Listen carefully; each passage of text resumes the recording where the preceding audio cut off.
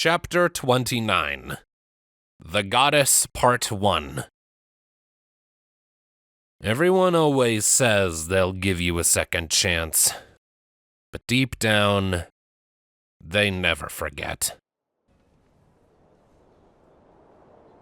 No turning back. That was a pretty simple fact. In fact, I'm pretty sure that if we changed our minds and tried to get out, that some of these guys would get tipped off as to who we were. And then there would be shooting. Lots and lots of shooting. So we had to be careful as we moved through Buckingham streets in our attempt to reach the factory. We had yet to reach one of those checkpoints surrounding the factory, and we were at least a few streets away before we got to those. But still, there wasn't exactly a shortage of slavers around the rest of the town.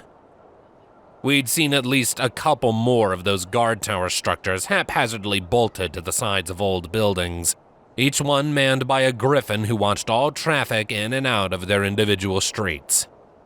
Beyond that, I would occasionally glance small groups of ponies in one building or another, doing much the same as the group we'd taken our disguises from, killing their boredom in whatever manner they decided on.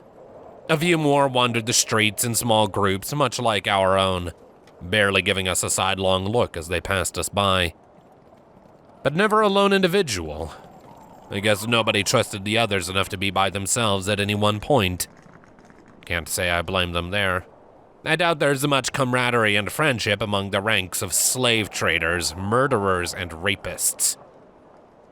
Still, for now, my eyes' forward sparkle was showing them all as being green. For the most part, anyway. There was the occasional red in the otherwise safe crowd. That fact just lent credence to the reason why every pony traveled in groups of 3 or more. Buckingham was clearly not a nice place to be. "I don't like the way some of these sentries are looking at us," Cobalt muttered to me. "Someone may notice we weren't here this morning." "As long as these guys don't give 2 fucks about one another, nobody will notice some new faces," Moonblossom quietly pointed out. "Let's just keep doing what we're doing. We fit right in with these tools." Ultrix gave out a small, nervous laugh as we passed by the sentry Cobalt had mentioned. The disguised changeling then gave the griffin a sheepish wave, who just gave her a look of pure confusion in turn. "Most of us, anyway," the Pegasus amended. I just had to resist the urge to groan and keep eyes on the prize. Still, Moonblossom was right. We just had to keep moving. Our stolen gear had been doing the trick up until that point. Just a little further, and then we could do what we came here to do, and then get out again. Simple, easy, professional. Oh dear Celestia, who the hell am I kidding? Nothing about this was going to be easy. Speaking of not being easy, on turning a final corner, we reached a street containing one of the checkpoints around the factory. The smokestack loomed beyond the barricade, hanging high over the rooftops as the smoke it produced filtered out what little sun made it through the cloud cover. It was like we had suddenly stepped into the night, though the fumes were giving the air a slight orange haze. That just gave me another reason to get this over with quickly. I had enough to worry about other than contracting lung cancer. The barricade was made largely from scavenged scrap metal welded together to form a wall. Several wooden beams were stuck up and held a makeshift roof to protect the slavers stationed there from the elements. In the middle was an old chain-link gate, while the walls either side had huge cutout windows that would allow the occupants to see and shoot out of the barricade. I could see ponies looking out from each of those windows, studying us with bored expressions as we approached.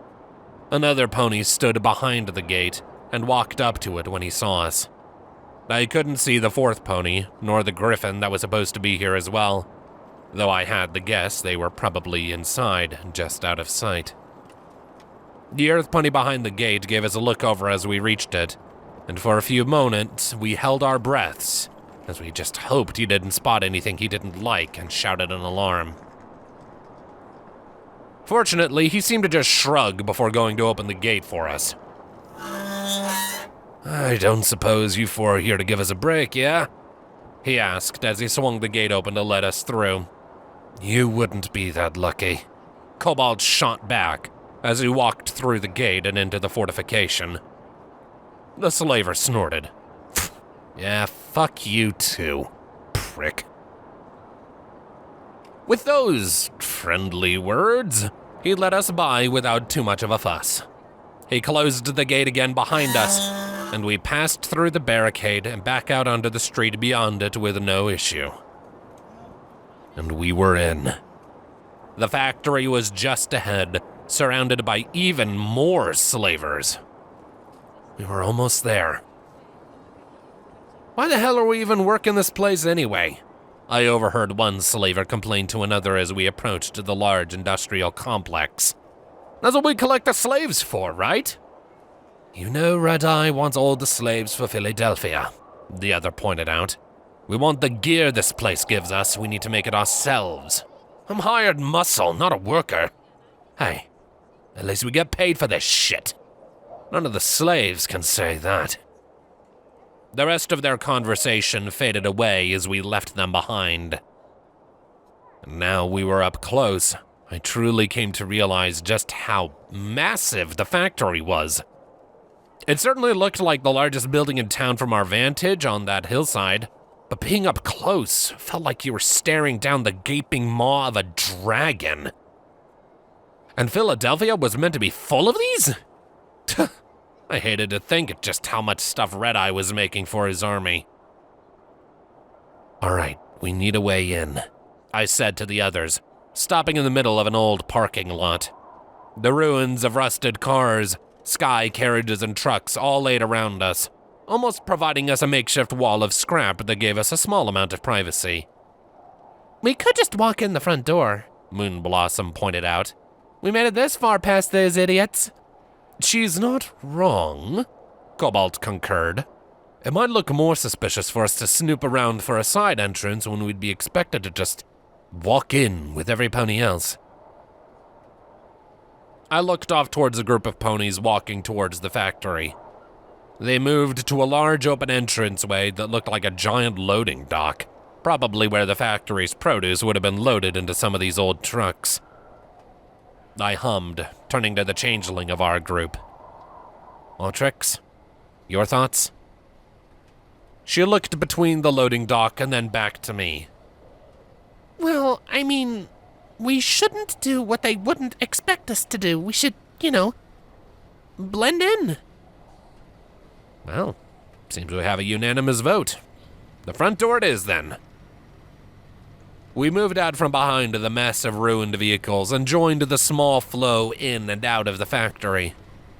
As we closed in on the giant open doorway, I could see a fiery glow from inside, along with the grinding of metal and buzzing of a whole bunch of saws. I wonder if industry was this obnoxiously loud back before the world ended.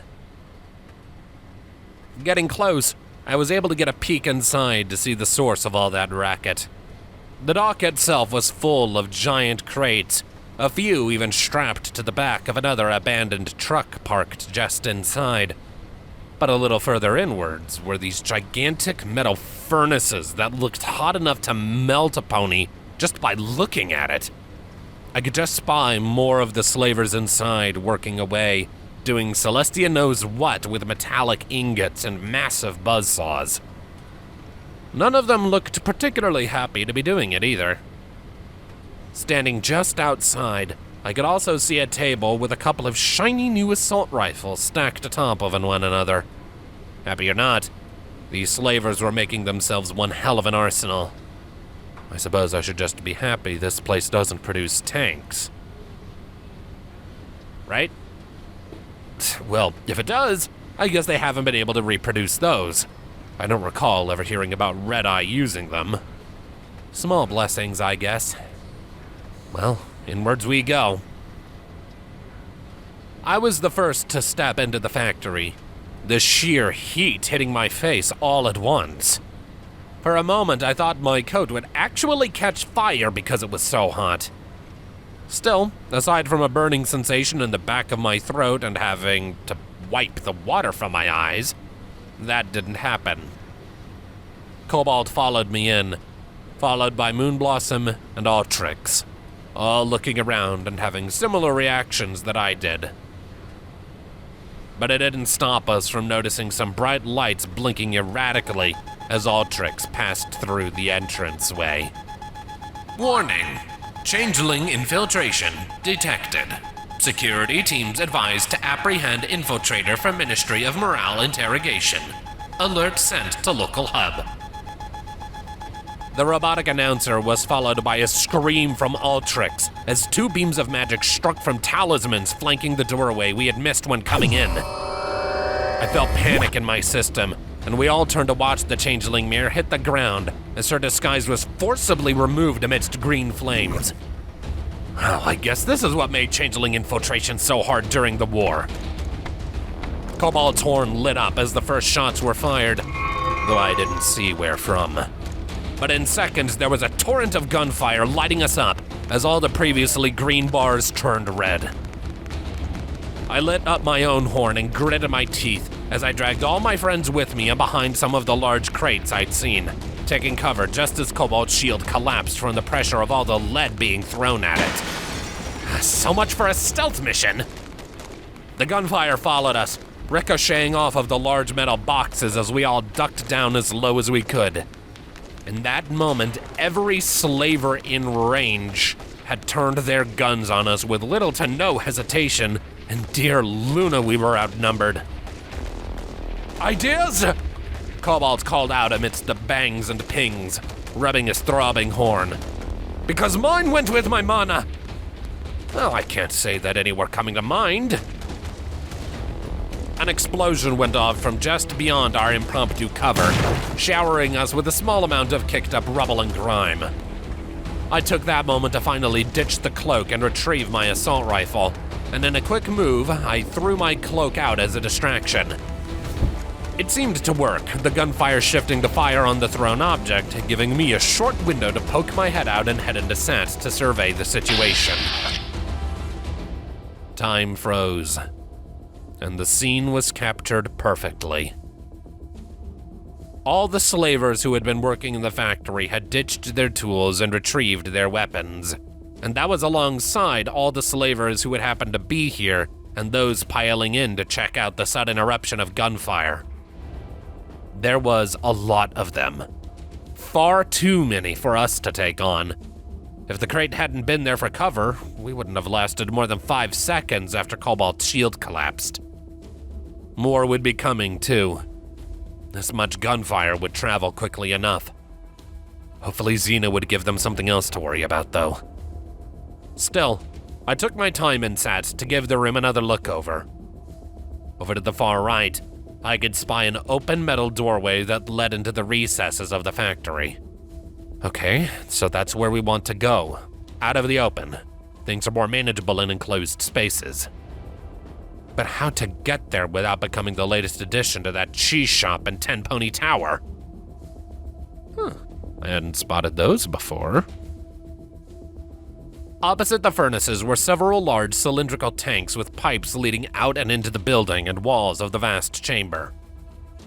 Better yet, they seemed to be marked as being volatile. What's in those, I wonder? Well, seeing as there's a fair few slavers standing next to those tanks, why don't we find out? I lined up a few shots on some slavers running in to help kill us off first, though. I couldn't target the tank, so I'd have to do that one manually. Engage. The first barrage of bullets bit into a few slavers rushing into the building, cutting their sprint short and dropping them to the ground. I knew I had only a moment after that before they returned the favor, so without much of a thought, I turned my sight to the nearest tank and opened fire. Turns out that volatile was an understatement. The first couple of bullets pinged against the metal shell, but the final burst broke through to spectacular results. In a moment, the tank erupted into a flash of flame that burst out and consumed all the nearest slavers in a catastrophic symphony of their screams. I had to duck back behind the crate as a wave of hot air blasted my face and burned my eyes. and I heard more explosions go off as the other tanks ignited as well. It was like an earthquake had just hit Buckingham, all of us hitting the deck as the whole building shook from the sheer force being produced. And then the shaking stopped, the heat dying down alongside the gunfire. Go! I shouted at the others, wasting no time and jumping around our cover with my rifle raised. Seeing a good enough depiction of hell. The entire loading dock had been all but leveled. The side of our crate facing the explosions had been blackened, alongside the new corpses before it. The outer wall where those tanks had sat had been completely blown out, casting rubble and flames out into the town and even setting some of the nearby buildings alight. The number of red bars on my eyes forward sparkle had been significantly reduced, and none of them were coming from where the workers had been. The explosion had killed everything in its path, but even now I could see slaver reinforcements coming in from the outside. We didn't stop, moving into the doorway I'd seen and making sure to snag the button that shut the door behind us. We ran into a metallic corridor that ended in a T-junction. We paused for a moment at the end, studying the signs for each branching path. So, security or the control room? Moonblossom asked aloud. Security might be a good stop, Cobalt opined. It's where I'd keep anything important. Security it is then, I said, before hearing the whine and screech of a metal door sliding open behind us. Watch out! We ducked behind the walls of the T-junction before the slavers could open fire, bullets littering the sign we had just been reading when they finally did. A whole new slew of red bars had appeared in my vision. Any pony who had not heard the gunshots definitely had seen the explosion. So, this is fun and all, but how are we expecting to get out of the town? Moonblossom asked. I think we pissed them off by blowing up their toy-making machine. One problem at a time, I hissed back at her, firing a few blind shots around the corner to force the slavers into some cover. There you are, a gravelly voice shouted, a pony sliding into view from a doorway down the security-marked corridor. Moonblossom acted in a second, jumping over us and landing on top of the slaver as his first shot went wide and hit a wall. He didn't get another. Maybe we should go, Altrix pointed out. Yeah, good idea. I fired a few final shots down the corridor before retreating with the others towards security. We followed the signs and did not stop moving. Every step we took was followed by the red bars on my EFS moving a little and probably getting closer in their pursuit. We ran into the odd slaver on the way, a group of 2 at most, though Moonblossom and I usually dealt with them before they could do much but gawk at our surprise appearance. We passed a lot of other doors and corridors as we ran, all marked with different signs for different areas of the facility. Other factory floors, a cafeteria, kitchen, anything you could think of really. But we didn't give them much of a glance, and the occasional cluster of red bars down some of these paths made it clear that we didn't want to either. We rounded another corridor and finally found a far larger door that seemed to be the security room we were looking for. And just as we reached it, the doorway opened up without much prompting on our part. The reason for that was the Griffin Talon on the other side, a minigun strapped to his battle saddle. Fuck! It was already revving up as the door opened, and a torrent of bullets erupted on us like a force of nature. I felt pain in my chest, as it felt like 1,000 bees were stinging at me, thunderous impacts across my armor forcing me to the ground. My vision blurred as I smacked into the cold floor, but I saw from the corner of my distorted vision Cobalt also drop, while Altrix slipped just to the side of the torrent. I reached out with a hoof, attempting to rise as I caught a glimpse of my Pip-Buck status screen. The avatar did not look happy, and I had warnings of multiple gunshot wounds that had managed to pierce my armor.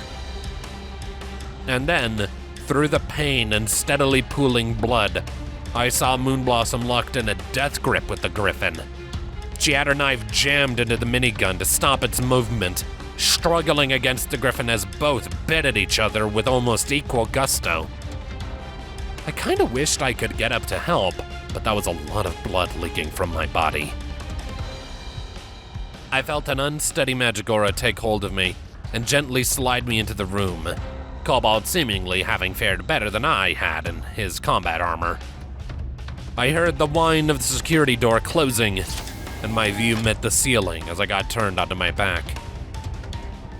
In the corner of my vision, I then saw Moonblossom be thrown from the griffin as her head hit the metal wall behind her. Hard. Damn it, I couldn't just lay here. I didn't have time to bleed.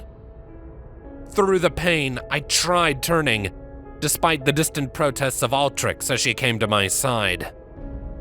I lit my horn and fumbled for one of my guns as I saw Cobalt rise to meet the griffin as he attempted to remove Moonblossom's knife from his minigun. He succeeded, and I still couldn't do much as my 10mm slipped from my magic and clattered to the ground. And because of that, Cobalt's own struggle against the slaver was cut short when he extracted the combat knife and embedded it into a gap in the unicorn's armor before shoving him aside. I tried to raise my pistol again, but found it kicked aside as the griffin reached me and backhanded Ultrix in the face, knocking the changeling down. Thought you could come into our town and fuck with the Talons, did ya? The griffin's voice sneered, still seeming distant as his face blurred in my increasingly spotty vision. See ya. His minigun began to rev up, pointed directly at my head. And there was nothing I could do, I just didn't have the strength left. I guess that was that. And it had all been going well, at least for a while. Being a hero, meeting Xena. I hoped that she'd be alright without me. But with a few 5mm rounds in my body and my friends out for the count. Don't blame yourself, Xena.